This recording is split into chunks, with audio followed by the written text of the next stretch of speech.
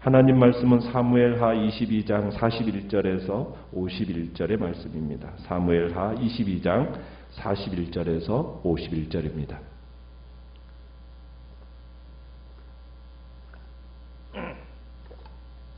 사무엘하 22장 41절입니다. 주께서 또 내 원수들이 등을 내게로 향하게 하시고 내게 나를 미워하는 자를 끊어버리게 하셨음이니이다.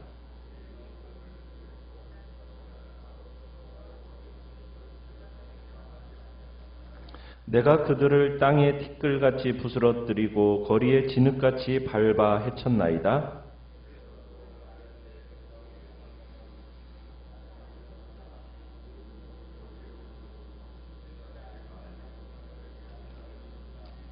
이방인들이 내게 굴복하며 그들이 내 소문을 귀로 듣고 곧 내게 순복하리로다.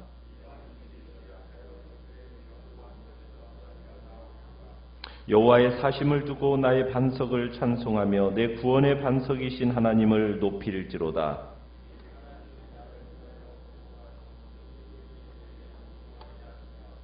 나를 원수들에게서 이끌어내시며 나를 대적하는 자 위에 나를 높이시고 나를 강포한 자에게서 건지시는도다.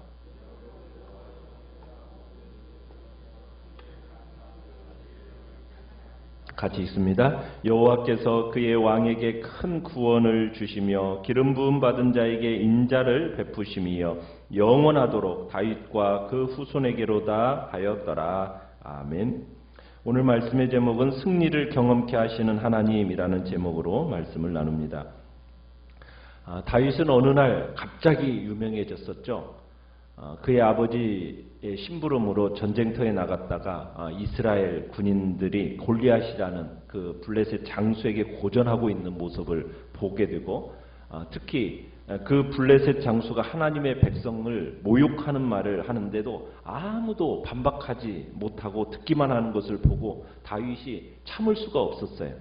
그래서 다윗은 이 골리앗의 모욕을 도저히 참을 수가 없어서 전쟁에 자원했는데 결국 골리앗을 죽이게 되고 한순간 이스라엘의 영웅으로 등극하게 된 겁니다. 그러나 이 모든 것이 우연이었을까요? 우연은 아니었습니다.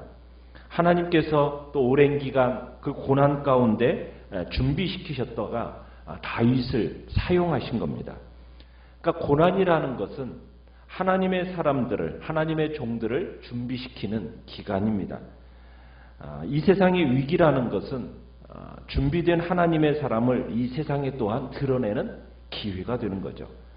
그러니까 하나님의 능력으로 일하는 사람은 한순간에 이렇게 온 세상에 유명해지게 됩니다. 그러니까 다윗은 이제 자신의 군사적인 승리가 전적으로 주님의 뜻이었음을 고백하면서 이 다윗의 성공은 바로 하나님이 주신 선물이었음을 고백하는 모습을 우리가 보게 됩니다. 이제 하나님 41절에 보면 하나님은 다윗의 원수들을 굴복시키십니다. 철저하게 물리치십니다. 다윗을 미워하는 자들, 적수들은 다윗에게 패해서 정말 도움을 구해도 42절에 보면 도움을 구해도 어떤 하나님이나 또 신들의 도움도 얻지 못했습니다. 여호와께 부르짖어도 여호와는 그들의 간구에 응답하지 않으셨다라고 얘기하고 있습니다. 자, 그러면 왜 여호와께 부르짖는데도 불구하고 여호와께서는 대답하지 아니하셨겠습니까? 이유가 뭡니까? 하나님과 그들 사이를 가로막고 있는 죄 때문이죠. 우리가 다윗의 원수였던 사울, 그 사울이 여호와 하나님께 물었습니다. 마지막 순간에 하나님께 물었을 때 하나님의 응답이 있었습니까? 없었습니까? 응답이 없었어요. 왜 그랬어요? 그가 여호와 하나님 경외하기를 즐거워하지 않았기 때문입니다. 하나님의 교훈과 책망을 업신여겼기 때문입니다. 하나님과 우리 사이를 가로막고 있는 모든 죄가 우리와 하나님 사이의 응답을 가로막는 겁니다. 그렇다면 그 모든 죄악을 우리는 십자가 앞에 내려놓아야 되는 거죠. 주님 안에서 겸손하고 정직하게 우리 자신을 돌아보는 삶을 통해서 죄와 허물에 대해서는 분명하게 다루고 처리해야 된다는 것 얘기입니다. 그러면서 이제 43절에 가보면 결과적으로 다윗은 파죽지세로 가나안 아람 일대를 정복하는 정복 군주가 됩니다. 일종의 어떻게 보면 소제국을 건설하게 된 거죠. 다윗은 자신의 주변의 이 족속들을 땅에 티끌같이 부스러뜨렸다. 거리에 진흙같이 밟아 해쳤다. 이렇게 노래를 하고 있습니다. 그러면서 또한 44절에 가보면 다윗은 또한 여호와께서 자신을 백성의 다투는 중에서 건지셔서 모든 민족의 으뜸으로 삼으셨다는 거예요. 으뜸으로. 그러면서 또 자신을 알지 못하는 그 백성이 자신을 섬기게 된다고. 섬김을 받게 될 거라고. 그렇게 노래를 합니다. 그러면서 이제 하나님의 은혜를 입어서 승리했다는 소식이 원수들에게 전해지니까 이 원수들이 기겁을 하는 겁니다. 그리고는 이 일에 대해서 45절에 가보면 이제 다윗에게 항복하고 순종하는, 굴복하고 순복하는 그런 약속의 그림이 그려지는 것을 보게 됩니다. 하나님이 함께 하심의 영향력이 이렇게 결정적이고 절대적인 결과를 초래한 거죠. 그리고는 이제 46절에 보면은 이방인들이 이제 쇠약해지면서 그러면서 이제 자신에게 굴복해 들어오는 이방인들을 다스리는 군주가 될 거라는 것을 그런 될 것에 대한 기대에 가득 차 있는 모습을 보게 됩니다. 다윗의 이러한 구원과 승리가 누구로부터 왔다라는 것을 고백을 합니까? 47절에 가보면 살아계신 하나님의 은혜였음을 고백합니다. 그러면서 감사하고 찬양하면서 시를 마칩니다. 여호와의 사심을 두고 반석이신 하나님을 찬양하면서 높이고 있는 거죠. 다윗의 어둠을 바꾸어서 그 모든 승리를 경험케 하신 하나님, 그 능력의 하나님을 우리는 우리의 삶 속에서도 동일하게 만나야 되는 겁니다. 그러기 위해서 우리가 준비해야 할 게 무엇입니까? 다윗은 뭐라고 고백을 하고 있습니까? 47절에서 여호와의 사심을 두고라고 고백했어요. 여호와의 사심을 두고. 하나님은 어떤 분이시라고요? 살아계신 하나님이시라는 얘기입니다. 지금도 살아계셔서 우리의 삶 가운데 역사하고 계시는 하나님, 그 하나님을 믿음으로 고백하고 믿고 나아가는 겁니다.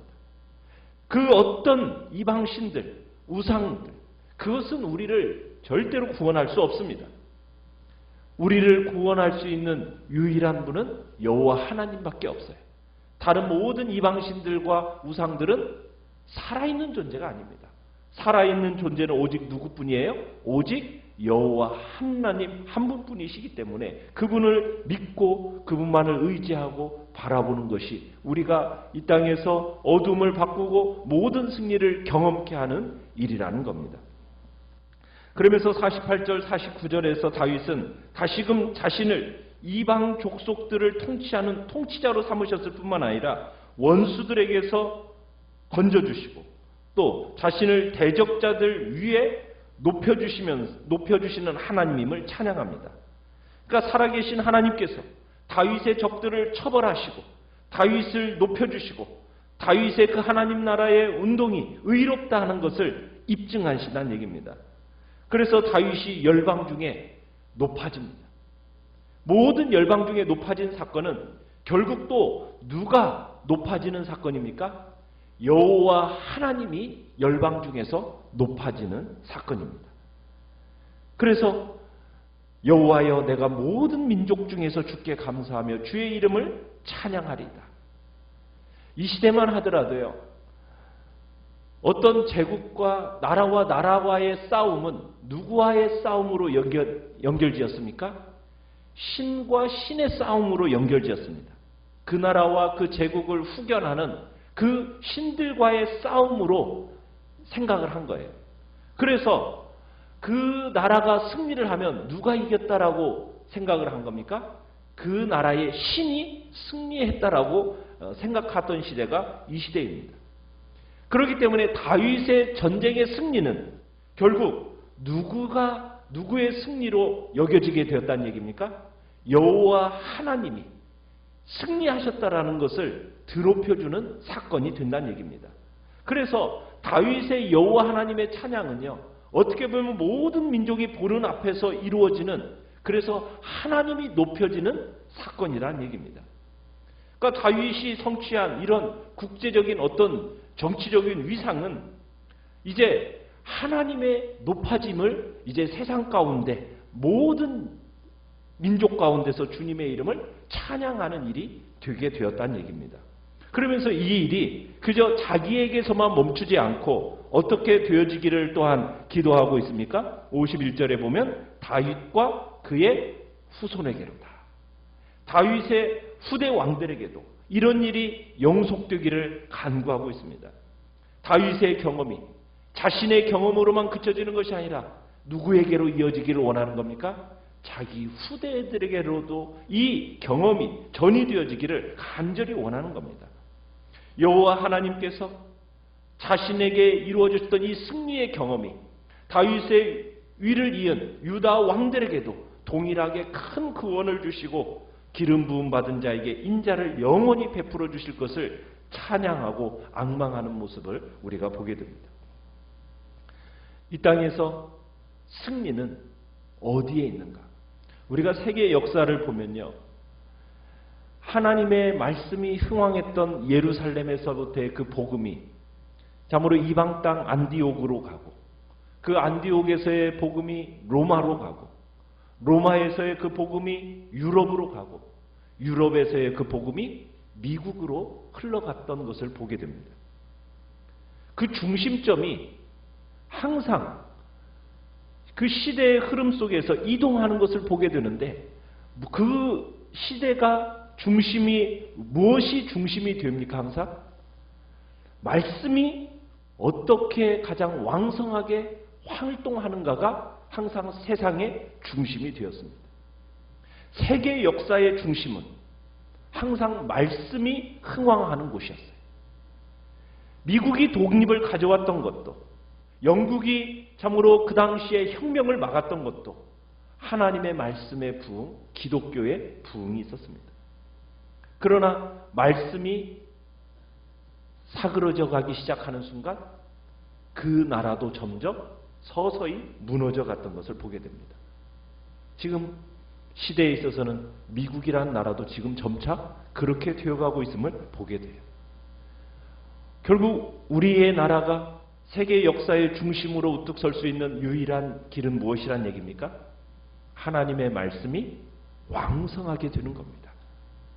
성령의 능력으로 정말 하나님의 말씀이 왕성한 나라가 바로 세계의 중심이 되는 겁니다.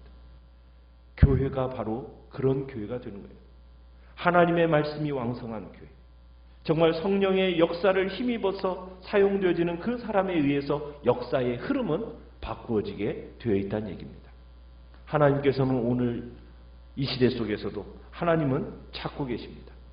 정말 하나님만을 의지하고 신뢰하고 정말 어둠 속에서도 그 하나님만을 바라보면서 살아계신 하나님, 그 하나님의 능력을 온전히 신뢰하는 그 한 사람을 오늘도 찾고 계십니다.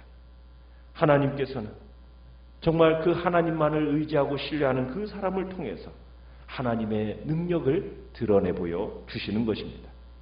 온 세상 중에 하나님 같은 신은 없습니다. 다른 신들은 오직 인간의 상상력에 의해서 만들어낸 가공의 신들일 뿐입니다. 오직 우리 하나님만이 생존하시는 유일하신 하나님이심을 우리는 믿고 그 하나님을 의지하고 그 하나님만을 신뢰하면서 믿음으로 가는 것이 복된 승리의 길임을 우리에게 말씀하고 있는 것이죠. 그래서 51절에 보면 다시 여호와께서 그의 왕에게 큰 구원을 주시며 기름 부음 받은 자에게 인자를 베푸신다. 기름 부음 받은 자. 기름 부음 받은 자가 어떠한 자입니까? 바로 그 당시는 왕과 선지장과 제사장들에게 기름을 부었습니다. 그 기름 부음이 예수 그리스도에게서 완성이 되어집니다. 그 기름 부음이 이 시대 속에서는 누구에게로 이어졌습니까? 예수 그리스도를 믿는 하나님의 백성들에게 성령의 기름 부음이 우리에게 약속되었고 우리 안에서 역사하는 것입니다. 그 기름 부음 받은 자들에게 뭘 베푸신다고요? 인자를 베푸신다고요. 하나님께서 정말 주님 앞에 어렵고 힘들 때 부르짖기만 한다면 하나님은 그 어려움 속에서 우리를 건지시고 반드시 도와주시기로 약속하셨습니다. 우리가 교만하지 않고 배반하지 않고 우리의 부족함과 연약함 속에서 하나님은 우리를 절대로 버리지 않으십니다.